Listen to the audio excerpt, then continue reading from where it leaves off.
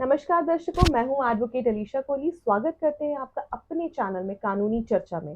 दर्शकों, जैसे कि आप जानते हैं कि हम आपके साथ नए नए टॉपिक्स, लॉ टॉपिक्स पे, लीगल टॉपिक्स पे आपके साथ रूबरू करते हैं। हमारे साथ स्टूडियो पे मौजूद है जज साहब सुभाष गुप्ता जी। तो आज का जो हमारा सर टॉपिक था, जो हमने पिछली बार भी डिस्कस किया था, हिंदू मैरिज एक्ट। तो सर, सबसे पहले आपका स्वागत है। Thank you. सर, थोड़ा सा हम पीछे रिवाइज करना चाहेंगे कि हमने हिंदू मैरिज एक्ट जब शुरुआत की थी तो हमने ये देखा था कि हिंदू कौन होता है, एप्लीकेबिलिटी क्या है, कंडीशंस क्या है वैलिड मैरिज की, हिंदू मैरिज एक्ट का ओवरराइडिंग इफेक्ट क्या है, और ceremonies which is very important, क्या है सेरेमनीज जो है हिंदू मैरिज की, और restitution of conjugal rights, judicial separation. तो हाँ जी, तो मुझे भी एकदम से याद हो चुका है, जैसे कि सर ने समझाया ऐसे था कि याद हो चुका नहीं है। नहीं, मैंने तो आप लोग एडवोकेट हो, आप प्रैक्टिस करते हो जी, हैं, तो तो हम बहुत अच्छी बात हमारा है। मकसद यही है कि आपको भी इसी तरीके से जो है चीजें याद हो जाए। और चलते हैं फिर, आज समझते हैं सर से। सर, थोड़ा सा रिव्यू करेंगे इसको। रिव्यू ठीक है। एक तो हमने बात जो जो आपने पहले ही एक्सप्लेन कर दिया है कि जे बातें हमने की है की हुई है। जी। तो हिंदू, हमने उस वक्त भी कहा था कि हिंदू कौन है। कौन है हिंदू? हिंदू का ये ब्रॉड डेफिनेशन है हिंदू में। जी इसमें मतलब इंक्लूसिव है, कोई भी हिंदू हो सकता है। हमने एक और आज आपको एग्जांपल दे दूं कि अगर बोथ पेरेंट हैं, एक क्रिश्चियन है, जी तो अगर एक समझो हिंदू है, एक पारसी है या हिंदू है, वरना सा पेरेंट हिंदू है, तो उनका अगर बच्चा हो तो और प्रैक्टिस अडॉप्ट करता है हिंदू की, मतलब जो हमारी जो रिलीजियस प्रैक्टिसेस हैं, अगर वो अडॉप्ट करता तो ही इज हिंदू। हिंदू। मतलब कोशिश की गई है और ये भी कहा गया जो भी इंडिया में डोमिसाइल है, तीन को एक्सक्लूड किया था हमने, तीन जी, चार को, पारसी को, मुस्लिम्स मुस्लिम को को। और क्रिश्चियंस को, जी तीनों को एक्सक्लूड करके हमने कहा था कि जो भी यहाँ पे है, तो एक को कॉन्स्टिट्यूशन का प्रोविजन किया था जिनको हमने ट्राइब किया, तो ट्राइब पीपल्स हैं, ट्राइबल पीपल्स हैं, अगर बाई नोटिफिकेशन, हाँ अगर वो एक्सरसाइज करके वो दोबारा वो। लेकिन मेन जो आपको याद होगा कि हमने बात की कि डोमिसाइल डोमिस। होना चाहिए इंडिया का, चाहे वो एनआरआई कहीं भी बाहर काम के लिए सिलसिला में, सर्विस के सिलसिला में रहता है, तो उन पे एप्लीकेबिलिटी सर, हिंदू। अगर कोई वो हिंदूज जो जो है, हाँ, अगर मान लीजिए डोमिसाइल नहीं है hmm, and they are in Pakistan या कहीं और किसी कंट्री में। आपको कहने का मतलब कि दूसरे कोई हिंदू दो हैं, जी जहाँ दो बुद्धिस्ट लगा लो, हिंदू बुद्धिस्ट हैं, जहाँ जी जैन वगैरह जो आप इनमें हिंदू की डेफिनेशन में आते हैं, अगर ये हमारे सिटीजन नहीं है, नहीं है। अगर वो डोमिसाइल नहीं है, जी तो पाकिस्तान के हैं, जी, श्रीलंका के हैं, आप आगे चले जाओ अमेरिका कनाडा में, के कहीं हैं, भी, कहीं पे भी है, उन पे एप्लीकेबल एप्लीकेबल है। ये नहीं है। हम क्लियर कर देंगे। Only this act who is the domicile of. Domiciled, हाँ, फादर्स हम अपने सर्विस के लिए कहीं और हैं। और हमने बात की थी आपका over riding affect. Overriding effect. अभी जी। रिसेंट जजमेंट आ गई है कि ओवर राइडिंग अफेक्ट, क्योंकि कोडिफाई हो गया है, हिंदू जी। मैरिज एक्ट आ गया है, हम्म। ये समझो हमारा एक सेल्फ कंटेन्ड प्रोविजन है। अगर कोई पुरानी हमारी पद्धति, कोई इनकंसिस्टेंस विद है जी। कि मैरिज का जो है वो इनकंसिस्टेंस होगी, वो आगे नहीं चलेगी। हमें इसके मुताबिक चलना है, act will Hindu have the marriage act. Overriding effect. चाहे हमारा जो है अपनी शादी का सिलसिला है, तो कैसे होना है, चाहे सेरेमनीज हैं, डिवोर्स का है। जहाँ जो भी है, मतलब आगे इसके मुताबिक चलना। कुछ सेविंग्स हैं, जैसे हमने कस्टम्स प्रोवाइड कर दिए। अभी तो जहाँ तक आ गया है कि एक अभी रिसेंट जजमेंट आई है सुप्रीम कोर्ट की, कि अगर कस्टम इतनी स्ट्रांग है, इतनी कंसिस्टेंसी से अडॉप्ट की जा रही है, कंटिन्यूटी में है, और अकॉर्डिंग टू पब्लिक पॉलिसी होना चाहिए, एक पॉलिसी। दूसरे जहाँ एक जे, अगर वो हैं तो उसको प्रूव किसको करना है, पार्टीज। पार्टीज को, जो प्लीड करते हैं कि भाई हमारा डाइवोर्स इसके मुताबिक हो सकता था। इसके मुताबिक। तो उसमें है कि अगर बाकी शादी का तरीका क्या है सोलमनाइज करने का, तो उसमें है कि सप्तापदी जो है, प्राइमरी जो है, कंसिडर है जहाँ पे 7 फेरे, 7 फेरे लिए जहाँ जाते हैं। वो एक हमने बात की थी। तो पिछले बार हमने, अभी हम आज हम करेंगे जो वाइड एबनिशो मैरिज, जी सर। Section section 11। 11। तो सेक्शन 11 क्या है, आप भी अपनी बुक खोलो, मैं भी थोड़ा सा लैपटॉप पे देखता हूँ। इसकी definition nullity of the marriage and divorce, ये एक हेड है चैप्टर, इसमें हम सेक्शन 11 आएगी, 12 आएगी, 13 आएगी, 14 आज हो सकता है हम 14 तक जाएं, इस पर चर्चा करेंगे, ब्रीफ चर्चा करेंगे जितना भी होगा। मतलब तो उसमें वाइड, जो वाइड मैरिज क्या है, वाइड वाइड क्या होता है, खाली, जिसको मानती नहीं है, nullity in the eyes of law, चाहे वो डिक्लेयर कोई करवाए, nullity court of petition file करके ना, लेकिन एक मैं बता दूं, everything is to be brought before the court, before the court. मतलब डिक्री चाहिए आपको, अगर आप बात करते हो, अगर आप कोई मैरिज कहते हो ये मैरिज जो है, क्योंकि राइट्स पार्टी के डिटरमिन कौन करेगा, कोर्ट करेगा। आप आपस में अगर कहते हो कि नलिटी है और आप छोड़ देते हो इस पॉइंट को, और इन फ्यूचर आप नहीं उस चीज डिग्री नहीं लेते हो, अपने लेवल पे आप कंटिन्यू रहो, नलिटी मैरिज चलाते रहो, बाइडबल मैरिज चलाते रहो, लेकिन कहीं आपको इसके रिपरकशन क्या होंगे, क्या बाइड मैरिज के बच्चे हैं, इनहेरिटेंस है, वो तो है, इलिस्टिमेट मैरिज जो है, जहाँ इलिस्टिमेट है इक्वली राइट है उसका इनहेरिट करने का, लेकिन उसकी आज हमारे हिंदू मैरिज में को पास नहीं प्रॉपर्टी भी है ना, जो हम कहते हैं कि ये, तो उसका फिर इन बच्चों को नहीं होगा, उस पर इफेक्ट पड़ता है ये। तो बाइड मैरिज के मतलब ये डिक्लेयर करवाना बाय डिक्री ऑफ नलिटी ये रिक्वायरमेंट है। तो सेक्शन आप पढ़ लो, इसमें क्या है, इसमें 3 जो हमारे पास, हमने सेक्शन 5 पढ़ी थी, उसके 3 जो थे एसेंशियल थे कि एक वैलिड मैरिज का जो उसकी रिक्वायरमेंट थी, जी, संबंधित रिलेशनशिप नहीं होने चाहिए, प्रोहिबिटेड रिलेशनशिप नहीं होने चाहिए, आपने पूरा याद कर लिया, और स्पाउस नहीं होना चाहिए, जिसने मैरिज करनी है। तो ये 3 जो कंडीशंस हैं, इन पे हमने, अगर इनमें से कोई भी प्रूव करता है, लेकिन पिटीशन दायर करके, भैया जो भी होगा समझो, अगर आप नेक्स्ट दूसरी पार्टी आती है, अगर क्लूजन में नहीं, एग्रीव्ड पार्टी कोई आती जो भी दोनों, एक पार्टी ने कहा कि भाई ये नलिटी है, दूसरी पार्टी रेसिस्ट करती है, देन ये केस मतलब दोनों का होगा decree bye divorce.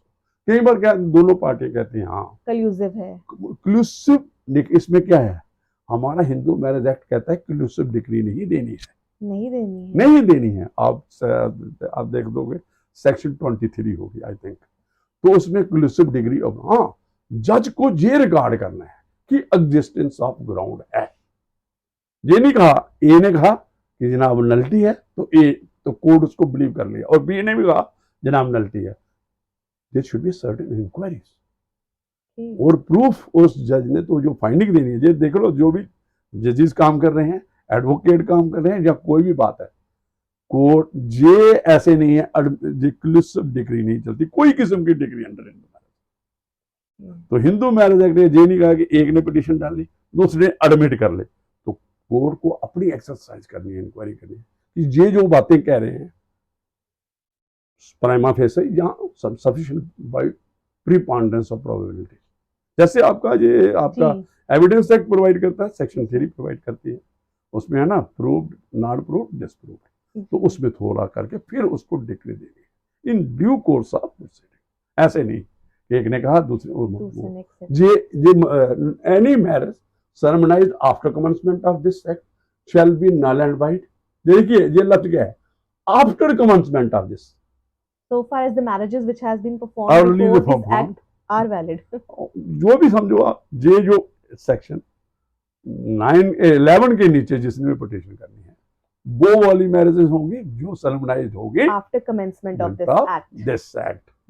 Any marriage solemnized after commencement of this shall be, देखो वर्ड क्या है, shall be, those are considered null and void and may on a petition presented by either of the party thereto, जो भी against the other party, naturally दो party होगी, एक कहेगा so be declared by a decree of nullity if it contravenes any of the conditions specified in clause 1, 4 and 5, जो आपने कहा section 5।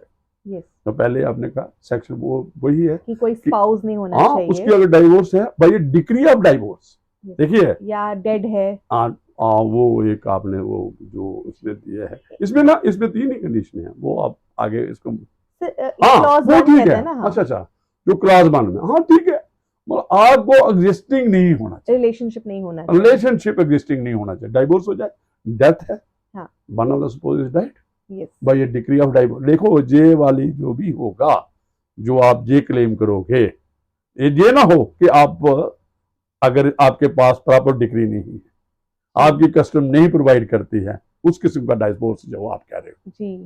है ना, वो जो कंडीशन जो है कि बिल्कुल आपकी, एक आप स्पिनस्टर बोलते हो, बैचलर बोलते हो, दो वो कर सकते हैं जी। अगर कोई मैरिड है तो then they should be a decree of divorce. Yes. हाँ, अगर कोई नल्टी मैरिज है, declared should be a nullity by the marriage. Court.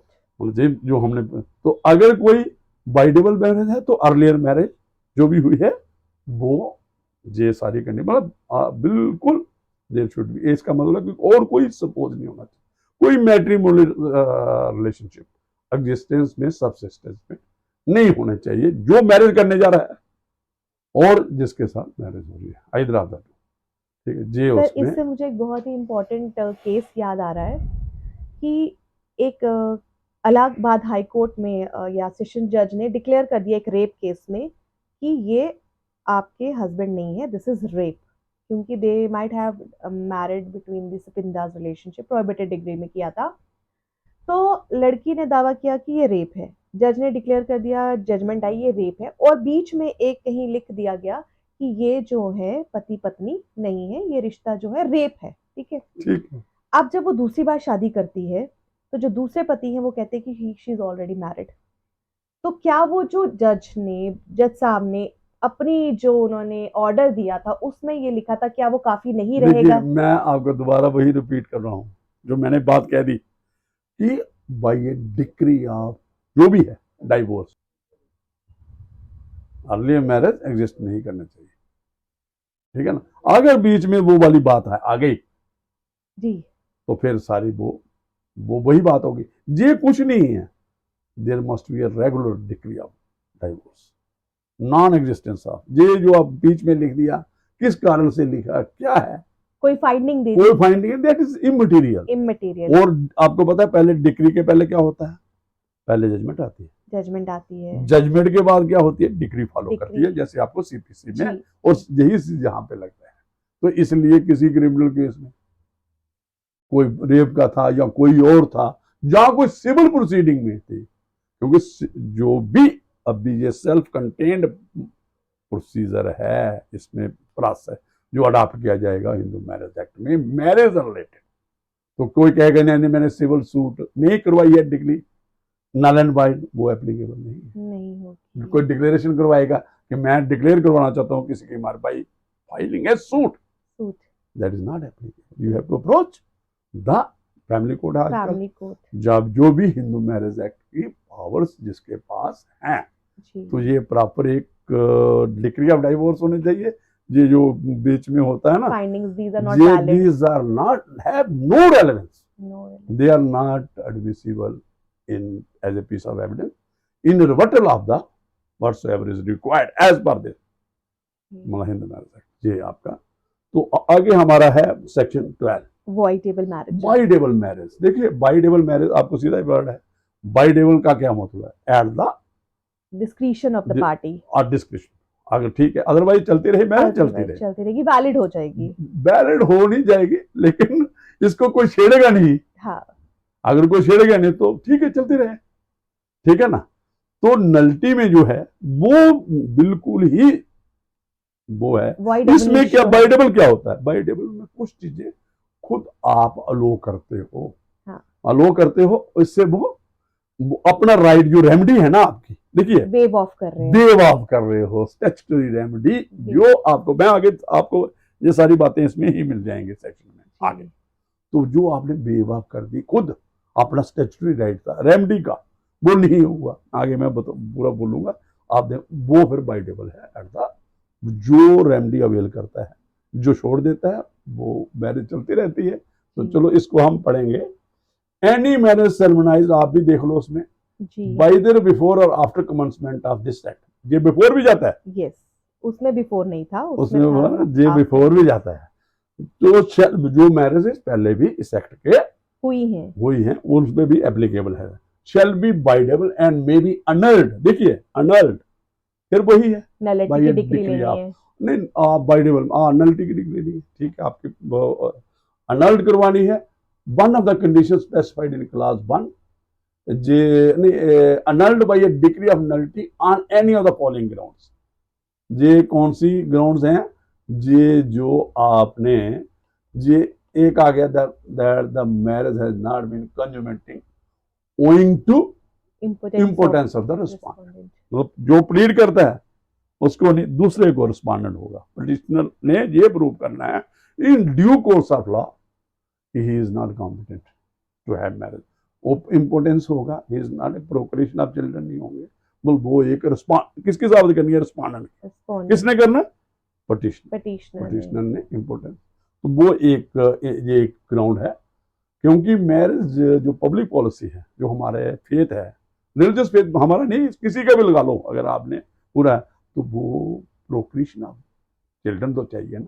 जो हमारी बायोलॉजिकल नीड्स हैं, जो सोसाइटी में एक मतलब मेल और फीमेल का जिसके लिए शादी की जाती है, तो उनमें वो तो अगर इम्पोर्टेंट होगा, how he can discharge is conjugal relationship. आगे हमने प्रोक्रिएशन ऑफ चिल्ड्रन के लिए तो ये इसको एक ग्राउंड बनाई गई है फॉर डिक्लेयरिंग मैरिज बाइडेबल। ठीक है, ये आ गया आपका that the marriage is in contravention of the conditions specified in clause 2 of Second, section 5। पढ़ो सेक्शन क्या है? सेकंड क्लास सेकंड में क्या है? if the person is not capable of giving a valid consent। Valid consent, तो इसका मतलब क्या हो गया?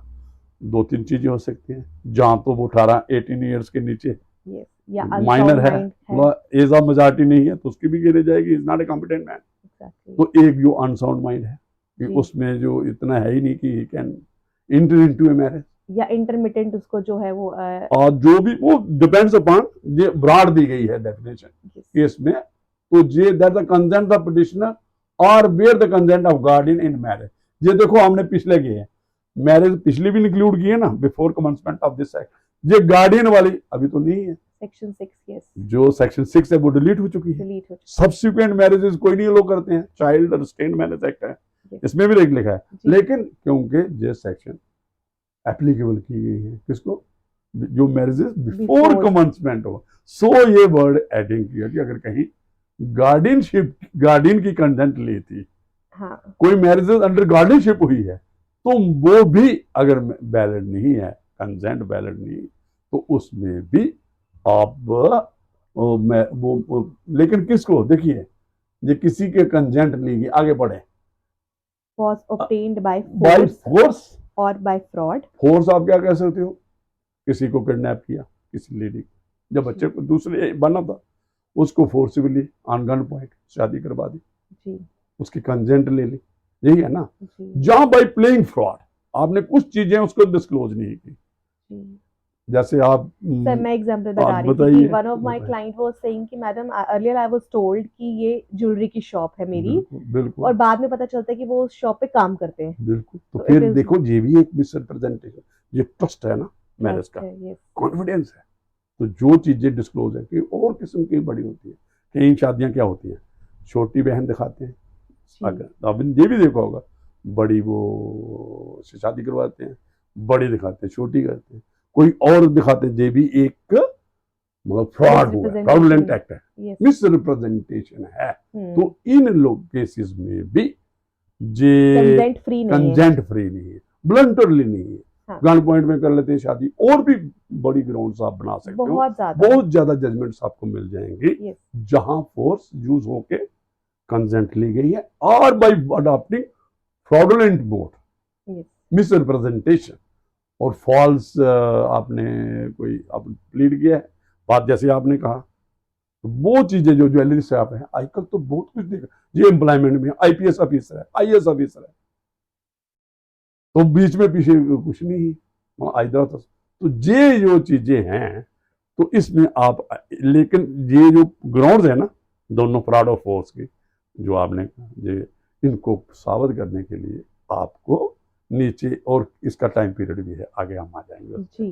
आप देखिए दे आगे दैट द कंसेंट, ये भी हो गया हमारा हाँ, ये आ गया, दो चीजें हैं, as to nature of the ceremony और as to any material fact circumstances concerning the respondent, कि भाई हमारी मैरिज कैसे होती, गार्लैंडिंग से कंप्लीट होती, जी सेरेमनीज ऑफ मैरिज देखो क्या है, हर चीज कवर कर, एक तो आगे जो हमने पहले बात की, एक मिनिस्टर रिप्रेजेंटेशन की, जबकि saptapadi is a necessity as per section 7 है, yes. उसकी जो उसको पता है माना तो कि हमारी जो मैरिज कंप्लीट हो ही नहीं सकती without having 7 steps around the Holi fire. हम कहते हैं ये सफिशिएंट हो गई, हमने मंदिर में तेरे को हस्बैंड मान लिया मैंने, हाँ तुझे उसने कहा सिर्फ मैंने सिंदूर लगाने से सिंदूर लगाने से गार्लैंडिंग लगाने करने से हो गया। हाँ तो ये हो गया 4 आदमियों के, तो वो वाली मैरिज जो ये है, अगर वो फ्रॉडुलेंट है कि सिर्फ इसको ये करना है, मैरिज इसके साथ नहीं मिसयूज करने के लिए, मतलब उसको मिसलीड एक्सप्लॉइट करना है, करने के लिए, करने आगे मतलब क्या है। हाँ हाँ तो ये भी उन्होंने कहा शुरू मनी से रिलेटेड भी अगर कोई फ्रॉड किया गया है वो भी वो मतलब वो किया, तो अगर दूसरी साइड से ये जो चीजें हैं दूसरी आगे ये, तो ये फोर्स एंड फ्रॉड, ये दोनों चीजें आगे। फिर आ जाओ आगे तीजे आ जाओ आप, ये एक बड़ा इंटरेस्टिंग है इसमें, that the respondent was at the time of marriage pregnant by some other person other than the petitioner.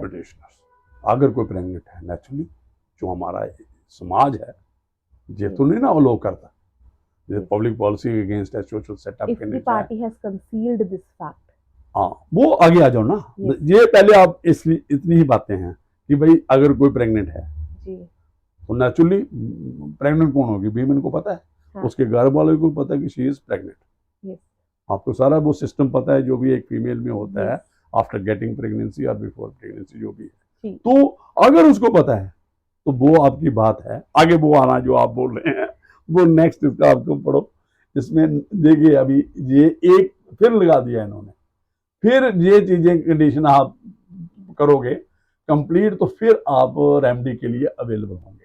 क्या लिखा है, not standing anything contained in subsection 1, पहले ऊपर चले जाओ, no petition for annulling a marriage on the ground specified in clause C of subsection 1 shall be entertained if the petition is presented more than 1 year after the force had ceased to operate or as the case may be the fraud had been discovered। अगर आपको पता चल जाता है कि मेरे साथ fraud हुआ है and still you are continuing, तो समझो आपका वेव ऑफ कर दिया, तो वेव ऑफ कर दिया। हाँ। और देखिए जैसे आपको पता चल जाता है कि यार मेरे पे एक दबाव था, फोर्स से एक्सरसाइज हो रही थी, फोर्सिबल वो था, लेकिन वो क्या हुआ, वो टाइम के साथ खत्म हो गया। फिर क्या हुआ, फिर वो जो चीज की गई, अगर उसमें जैसे आपने कंज्यूमेट मैरिज को कंज्यूमेट कर लिया, आपने जब आपको पता चल जाता है कि मेरे साथ फ्रॉड हुआ है, मेरे साथ फोर्सेस वो जो हमने ऊपर जिक्र किया है, तो उसके बाद भी आप मैरिज कंज्यूमेशन हो जाती है, आप मजे से रहते हो, बच्चे पैदा कर देते हो जी, जहां आप मियाँ बीवी के रिलेशन लोग देखते जाते, तो फिर वो वाली आपने जो बात की ना, बेबाप हो गया, स्टैट्यूटरी राइट बेबाप हो सकता है, आपने छोड़ दिया, और ये अल्लाह भी लो करता है, और with in 1 year remedy avail करनी है, कर सकते नहीं, करनी है, अगर नहीं करोगे you would be remedy less, जब आपकी फोर्स फ्रॉड सीज हो जाता, आपको डिस्कवर हो जाता है शी वाज प्रेग्नेंट, पता चल जाता है, तब भी आप नहीं करते हो जी। बच्चा हो जाता है, बच्चों को पालते हो, दादी बड़े चाप से पालती है,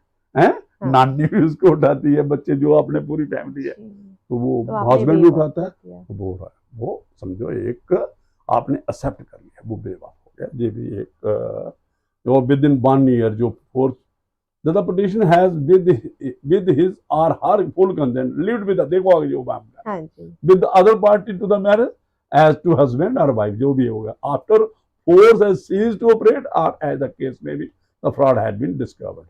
जैसे कोई प्रेगनेंसी था जहाँ कोई और किस्म की फोर्स थी, जिसको मैरिज समझो, इसका हो गया कि मैरिज एक्सेप्ट कर ली है जैसी कैसी भी है, जिसकी कंडीशन में भी है, जो हुआ, जो शिरोमणि के रिलेटेड फ्रॉड था, जो आपका कोई गन पॉइंट पे था, कोई जैसे प्रेगनेंसी की डेफिनेशन है, कोई जी मतलब उस किस्म का जो भी इन्होंने ऊपर सेक्शन है, तो वो हो गया। उसके बाद भी आप आगे देखो, on the ground specified in clause D of subsection 1 shall be entertained unless the court is satisfied. देखिए, ये वही बातें वही होंगे कि जो क्लास डी वाली क्लास है, अगर उसमें क्या है, the petition was at the time of marriage ignorant of the fact, जी आपको करना पड़ेगा कि प्रेग्नेंट, मुझे नहीं पता, मुझे नहीं पता था मुझे नहीं पता था, ये पहले जब that she is पिटिशन दायर pregnant with कर somebody else. somebody हाँ else, तो अगर वो उस अपनी पिटिशन में उसको लिखना पड़ेगा कि I was ignorant of the ignorant of the fact. Ignorant of the fact that she was, जो भी उसने अलेज किया fact regarding pregnancy from some of the other times. That the proceeding have been instituted in a case of marriage ceremony before the commencement of this act within 1 year of such commencement, and in case of marriage ceremonies after such commencement within 1 year from the date of marriage. मतलब period दिया है जो marriages पहले हो चुकी है commencement of this act, तो उसमें विद इन 1 ईयर क्या करना है, आपने आपने पिटिशन डालनी है। तो जो मैरिज आफ्टर हुई है उसके 1 ईयर आफ्टर जब सोलमनाइजेशन डेट ऑफ मैरिज मैरिज के लिए, अगर आप नहीं करते हो ये बात, यू वेव्ड ऑफ, वो समझो आपकी रेमेडी आपने वेव ऑफ कर दी। आगे देखिए, ये वो वाली जो हमने जवानी बात की थी ना, आगे वो आ जाएगी। The marital intercourse with the consent of petitioner has not been taken place since the discovery of the petitioner of existence of the set ground. आप इसके उल्टे मैंने बोला था, ये भी आपको लिखना पड़ेगा अपनी प्लीडिंग की। उसके बाद मैंने मैरिज कंज्यूमेट की बात की थी ना कि I have not cohabited with the, I have not entered into a sexual intercourse after getting knowledge of this, जो ऊपर है कि हाँ मतलब कि आप ये भी नहीं ये कर पहले सकते, प्लीड करना पड़ेगा। हाँ ये भी नहीं आप कह सकते कि you are maintaining relationship and at the same time आप बिल्कुल क्लॉज भी लेके आ बस रहे हो। बस बस ये पहले प्लीड करना, नेचुरली प्लीड करेगा, सबूत करना है। हाँ ये जो चीजें ऊपर आई, ये पहले उसको अपनी प्लीडिंग में लानी है और उसको साबित करना है। तो ये है हमारी बाइडेबल मैरिज की जो ग्राउंड्स हैं, ये सेक्शन 12 पे।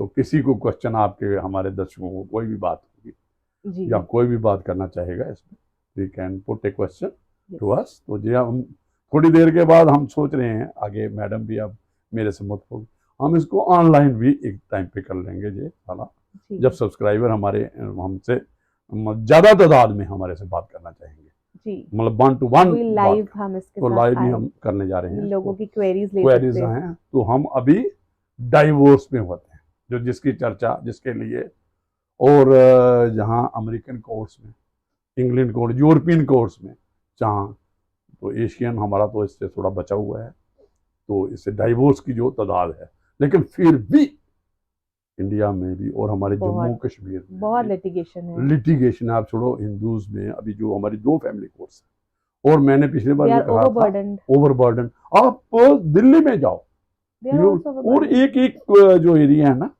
जो जैसे सकेत है, ककड़दुमा है, रोहिणी है, जब दूसरी जो भी जो है आपके, वहां पे 4-4, 5-5 फैमिली कोर्ट्स, वो भी जो ऐसे आपने किया वो भी ओवरबर्डन। और हमारे तो जम्मू में है, हर पावर्स भी दी हुई हैं कई जगह पे जो, तो आगे की जो सेक्शंस हैं हम अपने आने वाले एपिसोड्स में कवर करेंगे।